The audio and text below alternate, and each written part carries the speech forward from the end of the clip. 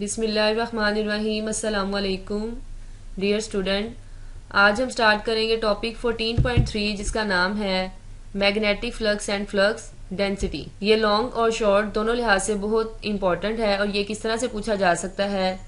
What is magnetic flux, explain. जब magnetic field line में से कोई एरिया ए पास करे तो जो मैग्नेटिक फ्लक्स है वो इक्वल आता है phi B is equal to B dot A के। इसमें जो B है वो मैग्नेटिक फील्ड है और जो A है वो एरिया है। तो इसकी डेफिनेशन स्टार्ट करते हैं।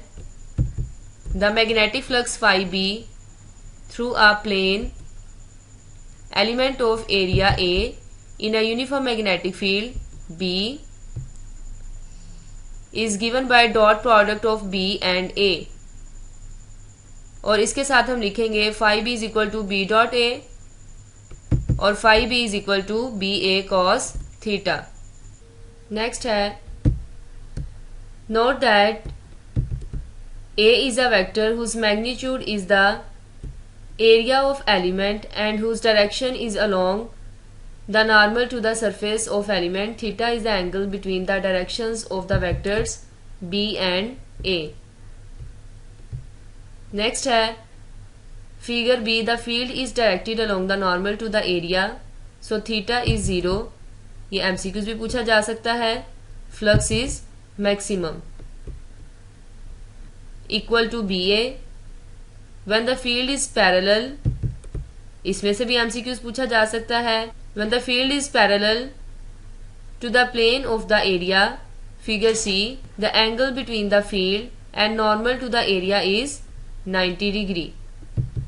उसके बाद है theta is equal to 90 degree, so the flux through the area in this position is 0। The unit of magnetic flux is newton metre per ampere which is called weber. इसमें से MCQs भी पूछा जा सकता है और ये शॉर्ट क्वेश्चन में भी पूछा जाता है। नेक्स्ट डेफिनेशन है फ्लक्स डेंसिटी की। ये शॉर्ट क्वेश्चन में किस तरह से पूछी जाती है, डिफाइन फ्लक्स डेंसिटी या व्हाट इज फ्लक्स डेंसिटी। तो ये स्टार्ट करते हैं। The magnetic induction B is the flux per unit area of the surface perpendicular to B, hence it is also called flux density. Its unit is then weber per metre square. Therefore magnetic induction, that is the magnetic field strength, is measured in terms of weber per metre square और newton per ampere per metre tesla. यहां तक ये long question complete करेंगे। Next example है, यहां तक ये long question complete करेंगे। नेक्स्ट एग्जाम्पल है 14.2। इसकी स्टेटमेंट है the magnetic field in a certain region is given by B is equal to 40 I unit vector minus 18 K unit vector. How much flux passes through 5 centimetre square area loop in this region if the loop lies flat in the xy plane। इसका solution हम complete करेंगे। Ampere's law हमें क्या बताता है, जैसा कि आप जानते हैं students, electric current magnetic field को प्रोड्यूस करता है। सिमिलरली मैग्नेटिक फील्ड भी इलेक्ट्रिक करंट को प्रोड्यूस करती है। एम्पेयर्स ने इस मैग्नेटिक फील्ड, इस मैग्नेटिक इंडक्शन या इस मैग्नेटिक फील्ड स्ट्रेंथ को कैलकुलेट करने के लिए बहुत सारे एक्सपेरिमेंट किए। जब वो इसमें कामयाब हो गया तो इसने अपना एक लॉ बनाया जिसे हम एम्पेयर्स सर्किटल लॉ कहते हैं। ये शॉर्ट क्वेश्चन में किस तरह से पूछा जा सकता है, डिफाइन या what is Ampere's circuital law. इसकी डेफिनेशन स्टार्ट करते हैं। We know that an electric current produces a magnetic field. Ampere's after carrying out a series of experiments generalized his result into a law known as Ampere's circular law, by which the magnetic flux density B, point due to a current carrying conductor, can be easily computed as explained below। अगर हम इसकी figure को explain करें तो इस हमारे पास rod given है और इसमें से इलेक्ट्रिक करंट जब पास आउट करेगा तो इसके अराउंड में मैग्नेटिक फील्ड सर्कुलर फॉर्म में प्रोड्यूस होती है। इस मैग्नेटिक फील्ड को फाइंड आउट करने के लिए हम एम्पेयर्स लॉ यूज करते हैं।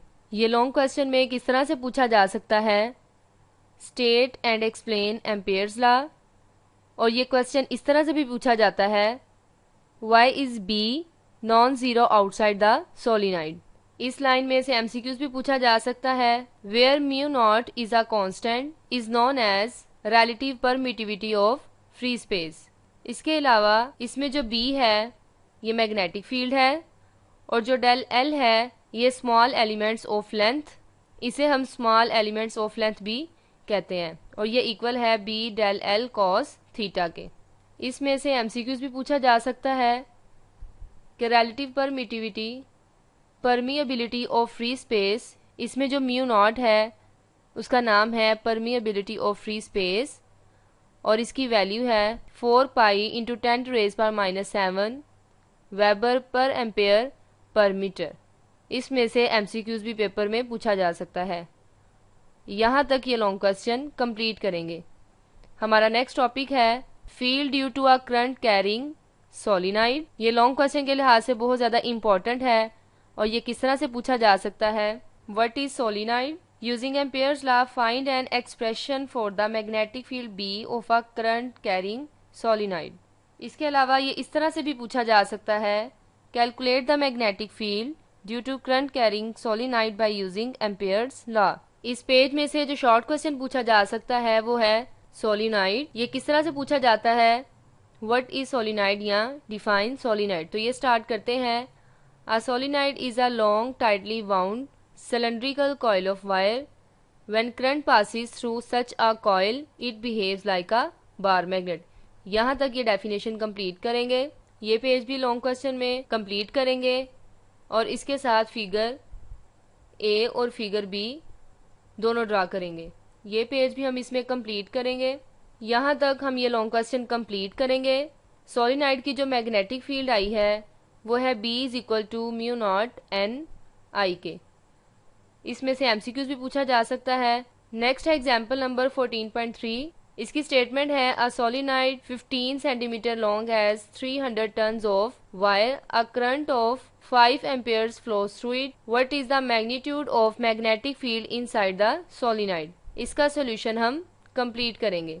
ओके स्टूडेंट, आज का हमारा लेक्चर इतना ही था जिसमें हमने डिस्कस किया एम्पेयर्स लॉ के बारे में और इसमें जितने भी एमसीक्यूज, शॉर्ट क्वेश्चन और लॉन्ग क्वेश्चन थे उन्हें डिटेल से डिस्कस किया। नेक्स्ट भी हम इसी चैप्टर से कंटिन्यू करेंगे। तब तक के लिए अल्लाह हाफिज।